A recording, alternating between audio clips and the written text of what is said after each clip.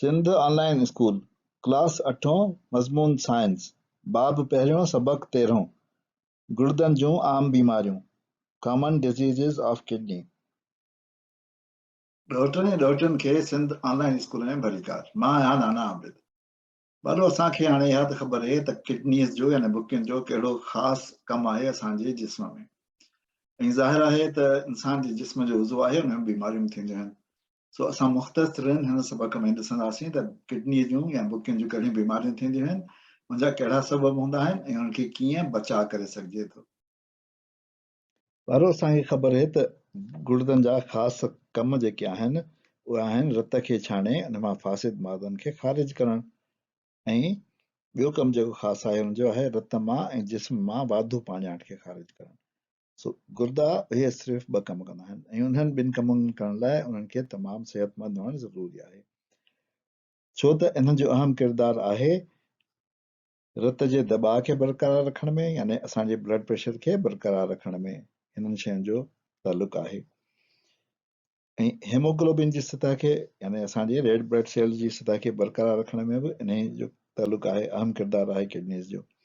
Kidneys जो अहम किरदारु आहे इलेक्ट्रोलाइट्स खे मुतवाज़न रखण में, यानी कैल्शियम, पोटेशियम, क्लोरीन, सोडियम ऐं मैग्नीशियम जे इलेक्ट्रोलाइट्स खे असांजे जिस्म में मुतवाज़न रखण में बि बुकियुनि जो किरदारु आहे। उनजे करे असां सम्झी सघूं था त जॾहिं असांजूं किडनीज़ बीमार थियनि थियूं या ख़राबु थियनि थियूं त असांजे सॼे जिस्म ते, सॼे जिस्मानी सिहत ते असरु थिए थो। सभिनी खां पहिरीं असां जेका बीमारी ॾिसंदासीं उनखे असां एक्यूट किडनी इंजरी यानी AKI कंदा आहियूं। इनखे असां सिंधीअ में शदीद ज़ख़्म चई सघूं था।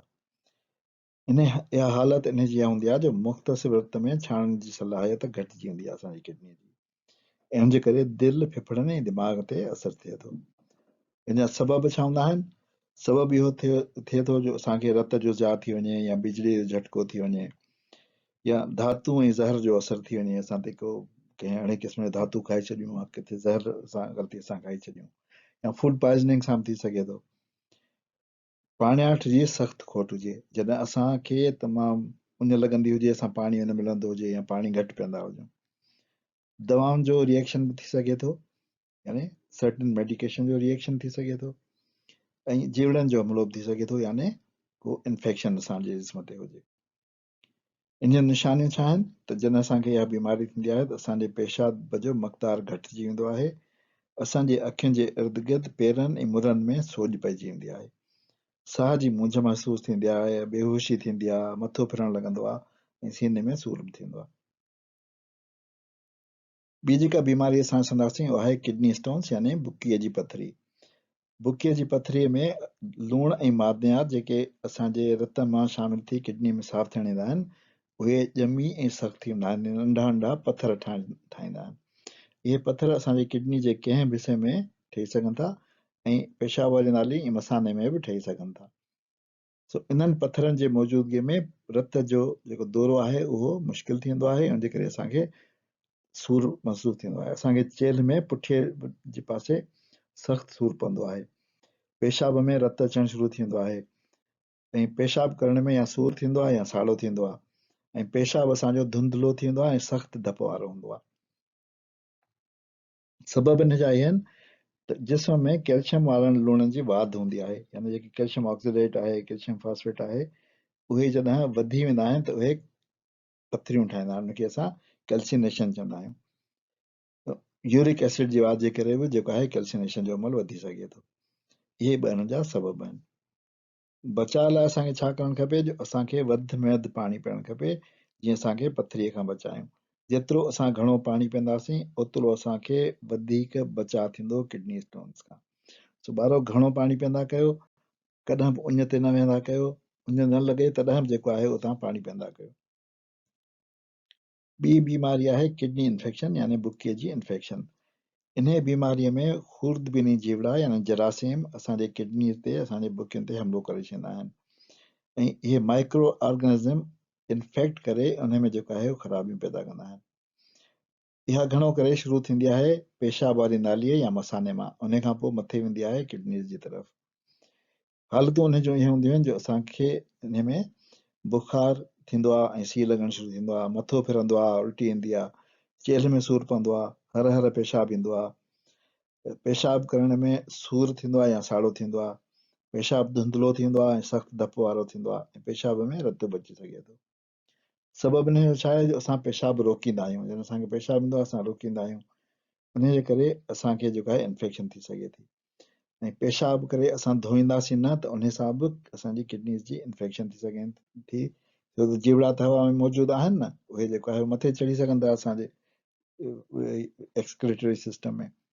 ऐं जॾहिं असां सफ़ाई जो ख़्यालु न रखंदासीं, विंजंदासीं कोन, असां जेको आहे उहो कपिड़ा साफ़ कोन पाईंदासीं, त उन में बि जेको आहे बुखे जी इन्फेक्शन जा चांसिस थी सघनि था वधीक।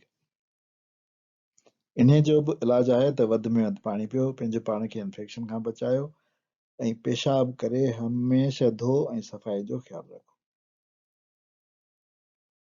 अॻी बीमारी आहे क्रॉनिक किडनी डिज़ीज़, हिनखे CKD चवंदा आहिनि, कुहनी पुराणी या लाॻीती हलंदड़ बीमारी, जेका काफ़ी अरसे खां असांखे जेको आहे उहो लॻी पई हुजे।